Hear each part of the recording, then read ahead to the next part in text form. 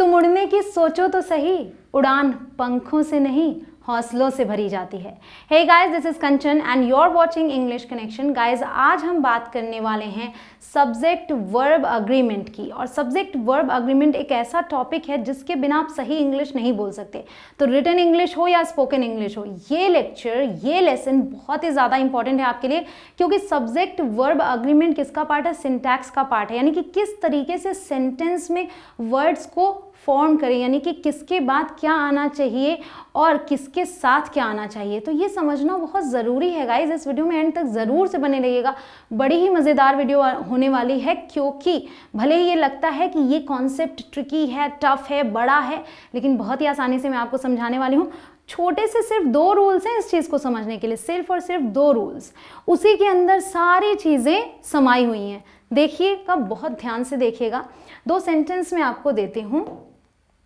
2 sentence हैं जिसमें एक है दे गो और दूसरा है ही गोज। इसका मतलब है वे जाते हैं और दूसरे वाले का मतलब है वह जाता है। क्रिया जाने की है, गो का यूज़ किया हमने, लेकिन यहाँ पे हमने गो के साथ ES लगाया है। तो इसकी क्या वजह है? क्योंकि ये आप देख रहे हैं दे का मतलब वे, यानी कि प्लूरल, यानी कि बहुवचन, और जो ये ही है, ही का मतलब वह, यानी कि सिंगुलर, यानी कि एक वचन। तो इसका जो फॉर्मूला है वो यही है गाइस कि सब्जेक्ट अगर सिंगुलर हो ना तो वर्ब भी सिंगुलर होना चाहिए। इसमें कोई रियायत नहीं है। अगर सिंगुलर सब्जेक्ट है तो वर्ब भी सिंगुलर आएगी। इसी तरीके से अगर सब्जेक्ट प्लूरल हो ना तो वर्ब प्लूरल आएगी। तो इसके 2 ही रूल्स हैं। पहला रूल है सब्जेक्ट सिंगुलर तो वर्ब सिंगुलर, और दूसरा रूल है सब्जेक्ट प्लूरल तो वर्ब प्लूरल। सो SSPP, यही 2 इंपॉर्टेंट रूल्स हैं। बस यही समझना है आपको, और कुछ भी नहीं है इसमें, ठीक है। बहुत ही आसानी से आपको समझा रही हूँ मैं, तो इस चीज़ को समझिए। लेकिन एक चीज़ ट्रिकी लग रही होगी आपको कि ठीक है कि यहाँ पे हमने दे के साथ गो यूज़ किया, यहाँ ही के साथ गोज यूज़ किया, लेकिन आप तो बचपन से पढ़ते आ रहे हैं किसी चीज़ में S अगर जोड़ दीजिए, S या ES, तो वो प्लूरल बन जाती है। तो यहाँ वर्ब में S या ES जोड़ के मैं कह रही हूँ कि ये सिंगुलर है, तो वो कैसे है ये भी देख लेते हैं। तो गाइस, जब नाउन में S या ES जोड़ते हैं, जैसे कि मान लीजिए हमने ले लिया एग्जाम्पल में बुक, बुक में S या ES यानी बुक में S जोड़ देंगे तो वो बनेगा बुक्स, तो वो हो जाएगा प्लूरल, ठीक है। लेकिन अगर वर्ब में S या ES जोड़ेंगे किसी क्रिया में तो वो जो होगा वो सिंगुलर बन जाएगा, ठीक है। तो उल्टा है, इस बात को ध्यान रखिएगा कि जो आप जानते हैं रूल की प्लूरल बनाने के लिए S या ES लगाते हैं, तो आपको उल्टा करना है। यानी कि वर्ब में जब आप S या ES लगाएंगे तो वो सिंगुलर बन जाएगा। समझ आया आपको? ठीक है। अब देखते हैं इस रूल के साथ, ये जो दोनों रूल्स आपने समझे, इसके साथ एग्जाम्पल के साथ कि बुक में S लगाया, बुक्स बना, यानी किताबें प्लूरल हो गया। रीड जो कि क्रिया है, वर्ब है, इसमें S लगाया तो ये बना रीड्स, लेकिन ये सिंगुलर बन गया, ठीक है। तो जब भी सिंगुलर सब्जेक्ट होगा तो यहाँ पे आप अगर प्रेजेंट इंडेफिनिट में बना रहे हैं तो S या ES लगाएंगे। अब आपके लिए चीज़ें सरल होती जा रही हैं। अब देखते हैं कि ये सेंटेंस है आई राइट, ये सब्जेक्ट, ये verb. I write with a pen, you write with a pen. So ये, और he writes with a pen. अब आप कहेंगे कि चलो यहाँ तक तो समझ में आया, जो इसके पहले आपने सीखा कि हम नाउन में S या ES लगाएं तो प्लूरल बन जाए, वर्ब में लगाएं तो सिंगुलर बन जाए, ठीक है। लेकिन मैंने ये भी तो कहा कि जो सिंगुलर हैं उनके साथ हम यूज़ करते हैं सिंगुलर वाली वर्ब। तो आई भी तो सिंगुलर है, यहाँ पे राइट्स क्यों नहीं आया? यू भी तो सिंगुलर है, यहाँ पे राइट्स क्यों नहीं आया? जबकि ही सिंगुलर है और इसके साथ राइट्स आया है। तो गाइज, आई और यू ये दोनों ही एक्सेप्शन है, याद रखिएगा। जितने भी प्रोनाउंस होते हैं, I, we, you, they, he, she, it, इसमें आई और यू एक्सेप्शन है। यानी कि सिंगुलर प्लूरल के हिसाब से ये थोड़े से अलग चलते हैं, इनके अपने नखरे हैं। आई, यू यानी मैं और आप थोड़े नखरे वाले हैं। तो आई और यू एक्सेप्शन है। और क्या है? तो एक लाइन से हम रूल्स को समझ लेते हैं कि जब सब्जेक्ट में ही, शी, इट हो, ये सिंगुलर हैं, तो इनके साथ हम सिंगुलर वर्ब यूज़ करेंगे। जब सब्जेक्ट में वी और दे हो, साफ साफ समझ में आ रहा है कि ये प्लूरल है, इनके साथ हम प्लूरल वर्ब यूज़ करेंगे। लेकिन जब सब्जेक्ट यू हो ना, जैसे मैंने कहा कि एक्सेप्शन है, इनके नखरे हैं, तो यू हो तो वर्ब हमेशा प्लूरल आएगी। तो यू को ये बात हजम नहीं हुई कि मेरे साथ सिंगुलर वर्ब यूज़ करो। यू कहता है कि मेरे साथ हमेशा प्लूरल वर्ब ही आएगी, मेरी मर्जी, ठीक है। अब सब्जेक्ट जो है आई अगर हो तो इनके थोड़े से कुछ और ही तरीके हैं। ये कहते हैं कि एम और वॉज को छोड़ के उसके अलावा जितने वर्ब्स यूज़ करो प्लूरल कर लो, ठीक है, इसके अलावा वर्ब प्लूरल। लेकिन जब इस टेंस में बात करेंगे यानी कि I am reading a book, तब भाई मेरे साथ एम आएगा, मैं इज विज यूज़ नहीं करती। और पास्ट के लिए बोलेंगे तो वॉज आएगा, मैं वर यूज़ नहीं करूँगी, ठीक है, यानी प्लूरल नहीं। तो एम और वॉज को समझ लीजिए, उसके अलावा सब में प्लूरल लगा दीजिएगा, ठीक है, यानी हर टेंस में प्लूरल लगा दीजिएगा। एम और वॉज को आपको समझना है, और यू के साथ तो हर टेंस में प्लूरल वाली वर्ब आएगी। आसान हो गया ना आपके लिए। ये चीज़ें समझने से आपके लिए हर तरीके के सेंटेंसेस के लिए, हर टेंस के सेंटेंस के लिए बहुत आसानी हो गई। ये सारी चीज़ें लिखी हुई आपको मेरे वेबसाइट पे मिल जाएंगी, तो आप परेशान ना हो कि अगर आगे बढ़ जा रहा है सीन, मैं स्क्रीनशॉट नहीं ले पाया, आपको सारी चीज़ें लिखी हुई अवेलेबल मिलेंगी मेरी वेबसाइट पे। आई वॉज वेरी हैप्पी, आई के साथ मैंने कहा ना एम और वॉज को छोड़ के प्लूरल लगाना है, तो यहाँ पे वॉज आएगा। यू के साथ हमेशा प्लूरल लगाना है, तो वर आया, you were sad. They plural ही है तो प्लूरल वाली वर्ब बिना एस के, they write with a pen. She listens to the music, she singular है तो लिसन्स। दे प्लूरल है तो लिसन। दीज क्लोथ्स प्लूरल है तो आर आएगा, are too large for me, मेरे लिए बहुत बड़े हैं। रोहन, रोहन सिंगुलर है, एक व्यक्ति का नाम है, तो इसके साथ देखिए नेगेटिव सेंटेंस बना है तो हमने डज नॉट यूज़ किया है। डजंट यानी does not, Rohan does not like vegetables. और अगर ये पॉजिटिव सेंटेंस बनता तो यहाँ डज नॉट ना आता, ये होता रोहन लाइक्स वेजिटेबल्स, लाइक्स। तब यहाँ पे हम लगाते एस, और नहीं तो हमने डू में एस या ई एस जो रूल है उसके हिसाब से इसको डज किया। यानी कि डू है मेन वर्ब, जब हम उसको यूज़ करते हैं सिंगुलर के साथ तो उसमें ई एस लगा के उसको सिंगुलर वर्ब बना देते हैं, ठीक है। अब आगे बढ़ते हैं। अब देखिए आप सीखने वाले हैं 15 गोल्डन रूल्स, क्योंकि आपको लगा कि ये सारी चीज़ें तो समझ आ गई, आसान है, बहुत आसान है कि I we you they he she it, इनकी सबने आपने रूल समझ लिए। उसके अलावा किसी सिंगुलर यानी किसी एक व्यक्ति का नाम है तो किस तरीके से यूज़ करेंगे।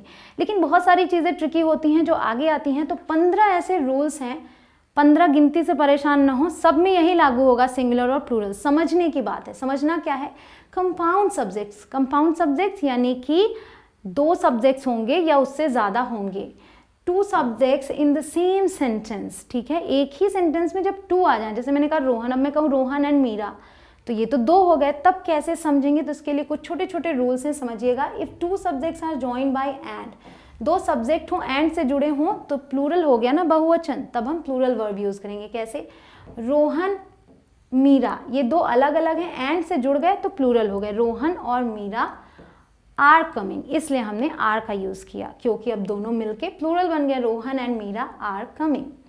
ब्रेड एंड बटर, अब ब्रेड और बटर दोनों मिल गए जब एंड से तो प्लूरल बन गए, वर नीडेड फॉर द रेसिपी। अब आप लिख के बताइए कमेंट सेक्शन में कि इन्हें जब अलग कर दें हम, मैं बोलूँ कि Rohan dot dot dot coming, तब वहाँ पे इज आएगा या आर आएगा। इसी तरीके से ब्रेड एंड बटर को अगर अलग अलग सेंटेंस बना दें, bread dot dot needed for the recipe, ये आपको कमेंट सेक्शन में बताना है, फटाफट बताइए, आपकी प्रैक्टिस हो जाएगी। If the two subjects join by and, अब आपने देखा ठीक है दोनों एंड से जुड़े हैं तो प्लूरल बन गए, लेकिन इसमें भी कुछ चीज़ें, अगर एंड से जुड़े हैं और एक ही इंसान को रेफ़र कर रहे हैं, एक ही व्यक्ति या वस्तु को रेफ़र कर रहे हैं as a whole, use a singular verb. अच्छा ये कैसे होगा, ये थोड़ा सा ट्रिकी लग रहा है लेकिन बड़ा आसान है। Idli and sambar is my favourite dish, subject क्या है, इडली एंड सांभर। अब यहाँ पे आप देखिए कि हमने इज़ का यूज़ किया, जबकि मैं कह रही हूँ इडली एंड सांभर, तो क्या है, ऐसा तो है नहीं आज आपने इडली खाई कल खाएंगे सांभर, ये दोनों एक साथ यूज़ होते हैं ना, both refer to the same dish, एक ही डिश की बात कर रहे हैं, यानी कि एक ही चीज़ को रेफर कर रहे हैं, तो यहाँ पे इज़ आएगा, तब यहाँ पे आपने सिंगुलर वर्ब यूज़ किया। इसी तरीके से the actor and producer is arriving soon, तो अब आप सोचेंगे एक्टर और प्रोड्यूसर ये दोनों तो अलग अलग होते हैं, लेकिन सलमान खान को एग्जांपल में ले लें, वो एक्टर भी हैं प्रोड्यूसर भी हैं, तो अगर वो आ रहे हैं तो आप क्या बोलेंगे, the actor and producer is arriving soon, तब आप यहाँ पे इज यूज करेंगे। Both refer to same person, ठीक है, एक ही व्यक्ति है जो कि एक्टर भी है और प्रोड्यूसर भी है। तो ऐसा कभी आ जाए तो जरूर से ध्यान से आप वहां पर सिंगुलर वर्ब का यूज करेंगे। अब देखिए अगला रूल क्या है, if the subjects are both singular, अगर दोनों ही सब्जेक्ट सिंगुलर हैं and are joined by the words, किससे, और से या नॉर से, इधर और भी आपने सुन रखा होगा, नीदर नॉर, या फिर नॉट ओनली बट ऑल्सो। अगर एंड अब हट गया यहाँ से, अगर इनसे जुड़े, एंड से जुड़ा था प्लूरल हो गया था, अगर इनसे जुड़े हैं तब हमें सिंगुलर वर्ब यूज करना है, क्योंकि ये क्या सेंस देते हैं कि या तो वो या तो वो, न तो वो न तो वो, मतलब कि बात एक की होती है। सेंटेंस देखिएगा, ईदर रोहन और मीरा इज कमिंग, यानी कि या तो रोहन या तो मीरा आ रही है। तो अब यहाँ पे कोई एक आ रहा है, इसलिए ये आप सोच भी सकते हैं, सोच के देखिए सेंटेंस को, जैसे आपने ट्रांसलेट किया या तो रोहन या तो मीरा, यानी एक की बात किया। तो जब इधर और से सेंटेंस जुड़ा है तो जो वर्ब आएगी वो सिंगुलर आएगी, इज। माई मॉम और dad is visiting you tomorrow, मेरी माँ या फिर मेरे पिता तुमसे मिलने कल आ रहे हैं। तो या तो मॉम या तो डैड, ठीक है, और से जोड़ा है ना यहाँ पे, तो किसी एक की बात हो रही इसलिए इज आया, इस चीज़ को ध्यान रखिएगा। अब देखिए अगर वो दोनों सब्जेक्ट्स प्लूरल हों, अभी दोनों सिंगुलर थे तो हमने सिंगुलर वर्ब यूज़ किया, अगर दोनों प्लूरल हों और वही वर्ड्स आ रहे हों जो पिछले वाले में मैंने बताया, तब हम प्लूरल वर्ब यूज़ करेंगे। कैसे, Not only burgers but also pizzas are available at the cafe. तो burgers plural, pizzas plural and not only but also से जुड़ा है, तो यहाँ पे are verb आई, ये plural वाली, ठीक है। अब देखिए if one subject is singular, अभी आपने देखा कि इन वर्ड्स से जुड़े हुए ये जो और, नॉर, ईदर और, नीदर नॉर या नॉट ओनली बट ऑल्सो, इनसे जुड़े जब दोनों सिंगुलर थे तो सिंगुलर वर्ब यूज़ की, जब दोनों प्लूरल थे तो प्लूरल की। अब जब एक सिंगुलर हो and the other is plural, तब क्या करेंगे, ये तो बड़ी अजीब सी बात हो गई ना कि एक सिंगुलर है एक प्लूरल है, तब कौन सा वर्ब यूज़ करूँ, किसके साथ जाऊँ। तो देखिए सेंटेंस में बहुत ही आसान है, ईदर मॉम और माई सिस्टर्स, ये सिंगुलर है और सिस्टर्स प्लूरल है, आर गोइंग शॉपिंग, क्यों आर यूज़ हुआ, क्यों प्लूरल यूज़ हुआ, नियरेस्ट सब्जेक्ट इज प्लूरल। तो ध्यान किस पे देना है, अगर सिंगुलर प्लूरल दोनों हो, यानी एक वचन बहुवचन दोनों हो, तो ध्यान किस पे देना है, जो वर्ब के पास में है, सबसे पास में। तो यहाँ आर इसलिए यूज हुआ क्योंकि लास्ट जो था ना सब्जेक्ट वो था सिस्टर्स, प्लूरल। इसी को हम पलट देते हैं, माई सिस्टर्स को पहले लाते हैं, ईदर माई सिस्टर्स और मॉम, अब इज यूज किया, क्यों, क्योंकि नियरेस्ट सब्जेक्ट क्या है, सिंगुलर। तो अगर ये सिंगुलर है पास वाला तो इज यूज होगा, अगर ये प्लूरल है तो आर यूज होगा। हो गया आसान, ठीक है। आगे बढ़ते, if the subject is an uncountable noun, अभी आपका कंपाउंड सब्जेक्ट वाला हो गया जिसमें दो दो सब्जेक्ट्स थे, ठीक है। अब देखिए कि अगर अनकाउंटेबल नाउन है तो आपको सिंगुलर यूज करना है। अनकाउंटेबल मतलब जिन्हें गिन नहीं सकते, जब गिन नहीं सकते किसी चीज को तब आप वहां पे प्लूरल वर्ब कैसे यूज करेंगे, है ना, तो वहां पे आप सिंगुलर वर्ब ही यूज करने वाले हैं। तो देखिए एग्जांपल, एजुकेशन इज इम्पॉर्टेंट, ये अनकाउंटेबल नाउन हुआ। Money does not grow on trees, money भी अनकाउंटेबल नाउन की कैटेगरी में आता है, तो इसके साथ हमने डज यूज किया, डू नहीं यूज किया, ठीक है, डू में एस लगाया, ये भी क्लियर। अब बात करते हैं मिड सेंटेंस वर्ड्स की। अब ये क्या है, तो मिड सेंटेंस वर्ड्स ये हो गए। अब देखिए एक बड़ा सा आपको सब्जेक्ट दिख रहा होगा, one of my relatives is a माइजर। अब आप सोचेंगे रिलेटिव्स है फिर भी इज क्यों है, तो रूल्स में आगे बताती हूँ ना, टेंशन लेने की बिल्कुल आपको ज़रूरत नहीं है।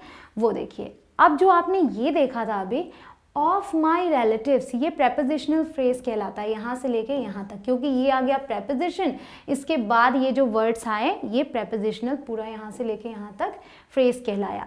तो if a prepositional phrase comes between the subject and verb, between the subject and verb यानी सब्जेक्ट और वर्ब के बीच में, use the verb according to the subject, यानी कि भले ये बीच में आ रहा है बट इसकी मत सुनो, आप अपने सब्जेक्ट की ही सुनो। वर्ब से ये कहा जा रहा है, बीच में चाहे जितने लोग आ जाएं, आपका ताल्लुक सब्जेक्ट से है तो सब्जेक्ट के अकॉर्डिंग ही वर्ब आएगी, इनसे मतलब नहीं होगा, प्रेपोजिशनल फ्रेजेस से मतलब नहीं होगा।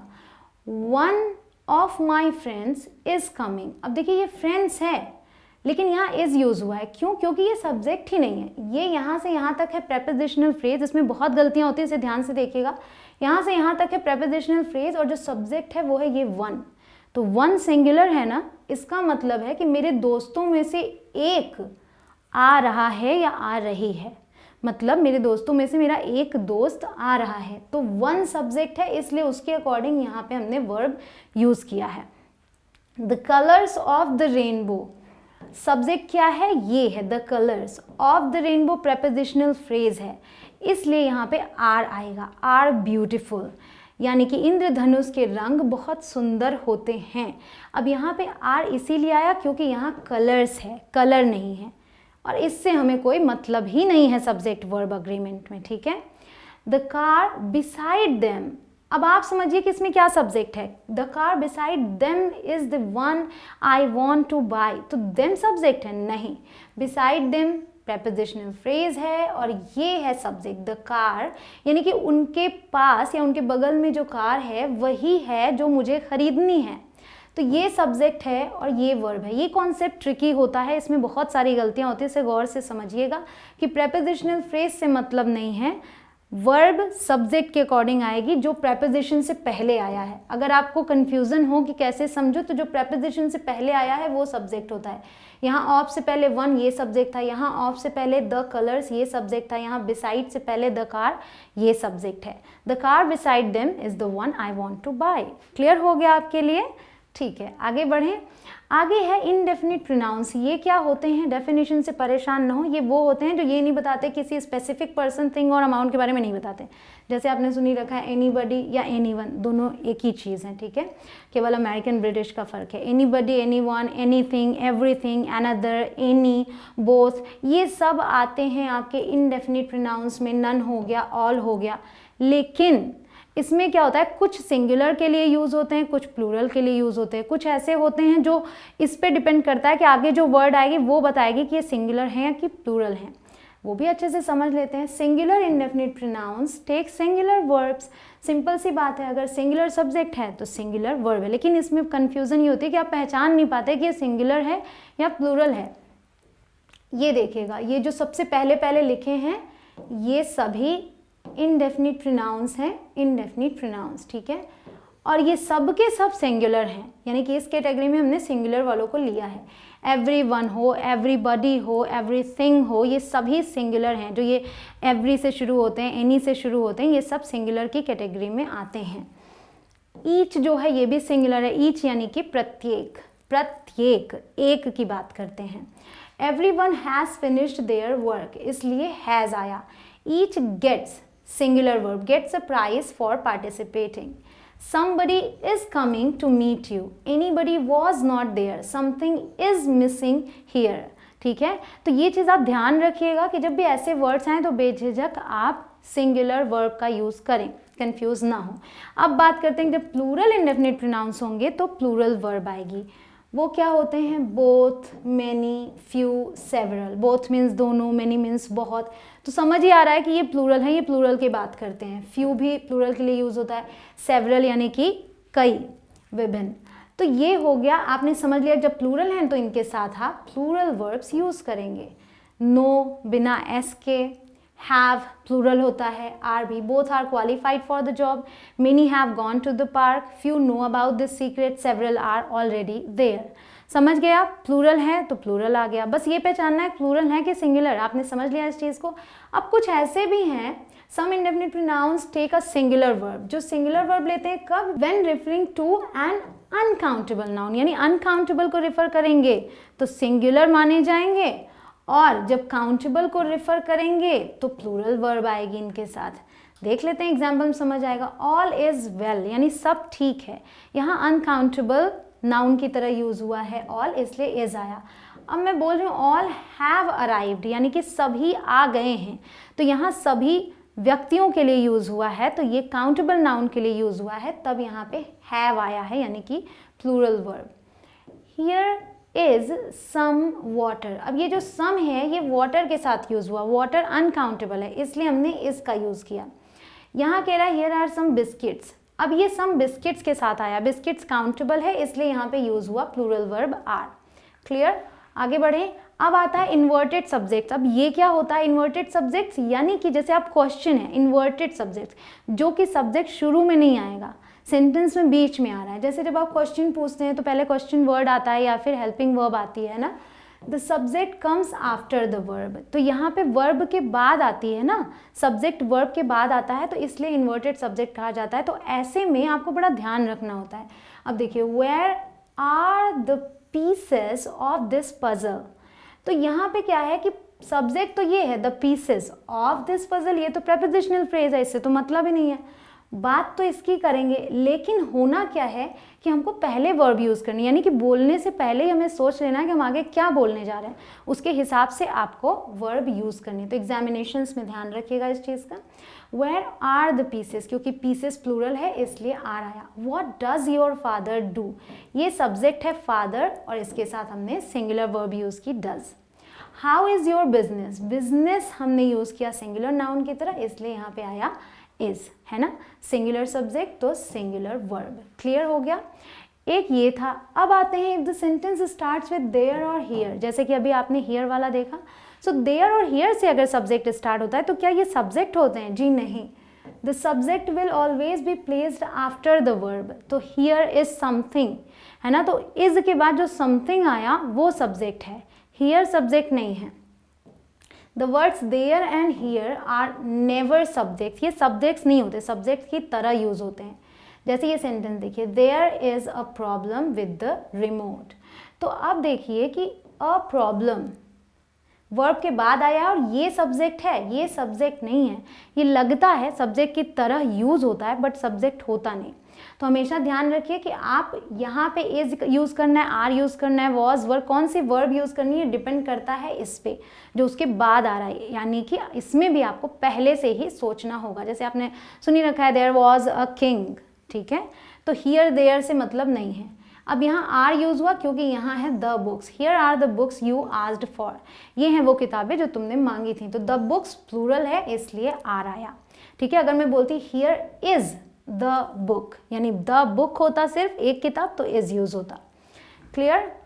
अब आते हैं कलेक्टिव नाउन्स। कलेक्टिव नाउन्स क्या होते हैं? Collective nouns can be singular और plural depending on the meaning. अच्छा, ऐसा भी है कि मीनिंग भी डिपेंड करता है कि ये सिंगुलर है या प्लूरल, वो समझ के आपको वर्ब यूज़ करनी है, तो आप एग्जाम्पल से अच्छा समझ पाएंगे। कलेक्टिव नाउन क्या है? जैसे कमेटी हो गया, क्राउड हो गया, जूरी है, मेजॉरिटी है, ठीक है। कमेटी में कई सदस्य होते हैं, लेकिन जब कमेटी को पूरा पूरा हम एज अ ग्रुप समझते हैं, उसकी बात करते हैं, तो ये क्या कहलाता है? ये एक कलेक्टिव नाउन कहलाता है, ठीक है।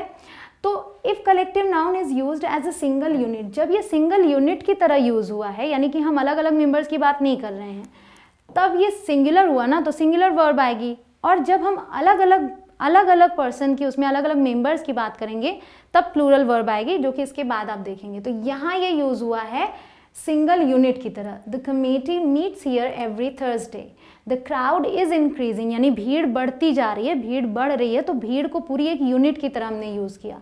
The crowd is, the jury has decided something, the majority rules most of the time, तो जो मेजॉरिटी होती है वो ही रूल करती है ज़्यादातर। तो यहाँ पे देखिए हमने रूल्स यूज़ किया है एस लगा के, सिंगुलर की तरह। तो अब बात करते हैं कि जब ये इंडिविजुअल मेंबर्स यानी अलग अलग मेंबर्स की बात करेंगे तो ये प्लूरल वर्ब लेकर आएगा। The staff disagree on the proposal, proposal पर जो स्टाफ है यानी कि स्टाफ के मेंबर्स, क्योंकि हमने बोला डिसअग्री। अगर ये पूरी यूनिट में बात करते तो हम कहते द स्टाफ डिसअग्रीज, है ना, लेकिन नहीं, क्योंकि हमने मेंबर्स की बात की, तो आप इस तरीके से रिप्लेस कर सकते हैं, the staff members disagree on the proposal, समझने के लिए। द ऑडियंस वर क्लैपिंग, अब वर यूज़ किया यानी कि अलग अलग ऑडियंस में जितने लोग बैठे हैं, पीपल इन द ऑडियंस, उनकी बात कर रहे हैं कि वो लोग तालियां बजा रहे थे। तो समझ आया जिस तरीके का सेंस जो आप बताना चाह रहे हैं। अगर मेंबर्स की बात कर रहे हैं तो प्लूरल वर्ब लगा लीजिए, पूरी यूनिट की बात कर रहे हैं तो सिंगुलर वर्ब लगा लीजिए। अब एक आता है जो बहुत ज़्यादा इंपॉर्टेंट है, बहुत इसमें भी कन्फ्यूज़न हो जाती है, समझना ज़रूरी है। जेरेंट्स और इन्फिनेटिव की बात करेंगे। जेरेंट्स और इन्फिनेटिव्स सब्जेक्ट की तरह यूज़ होते हैं, और जैसा मैंने शुरू में बताया था आपको कि जब एंड से जुड़ते हैं सब्जेक्ट्स तो प्लूरल बन जाते हैं। तो वैसे ही जब आप जेरेंट और इन्फिनेटिव्स को यूज़ करते हैं सब्जेक्ट की जगह पे, तो नॉर्मली आप सिंगुलर वर्ब यूज़ करते हैं, ठीक है। देखिए यहाँ पे reading is a great skill, मतलब कि पढ़ना एक बहुत ही अच्छी स्किल है। तो रीडिंग यहाँ पे हमने एक जेरेंट यूज़ किया तो इज़ यूज़ किया, लेकिन अगर when they are joined by and, अगर उन्हें हम and से जोड़ दें तब हमें प्लूरल वर्ब यूज़ करनी होगी, क्योंकि ये सब्जेक्ट का काम कर रहे हैं, सब्जेक्ट में and लगा के जोड़ेंगे तो प्लूरल आएगा शुरू के रूल के हिसाब से। रीडिंग एंड राइटिंग, अब जोड़ दिया हमने तो ये दोनों मिल के सब्जेक्ट बने, reading and writing are great skills, ठीक है। उसी तरीके से टू स्विम, अब यूज़ कर लेते हैं इन्फिनेटिव का, to swim is a great workout. ध्यान दीजिएगा, अगर इन्फिनेटिव और जेरंड वाले वीडियो ना देखी हो तो देख लीजिएगा, वो काम आएगा आपके लिए। टू स्विम इन्फिनेटिव है तो एक है तो हमने इसकी बात की, यानी कि सिंगुलर वर्ब यूज़ किया। To swim and to run, अब जुड़ गया, दो इन्फिनेटिव्स एंड से जुड़ गया तो प्लूरल बन गया, are great workouts. Clear guys, इस तरीके से आपने सारे रूल्स सीख लिए सब्जेक्ट वर्ब अग्रीमेंट के, लेकिन जो मोटा मोटा सबसे इंपॉर्टेंट रूल है वो यही है, SSPP, singular subject singular verb, plural subject plural verb. अब बस आपको यही समझना है इतने पूरे में, यानी कि इसके क्वेश्चंस में आपको सिर्फ यही ध्यान देना है जो सब्जेक्ट है वो सिंगुलर है या प्लूरल है।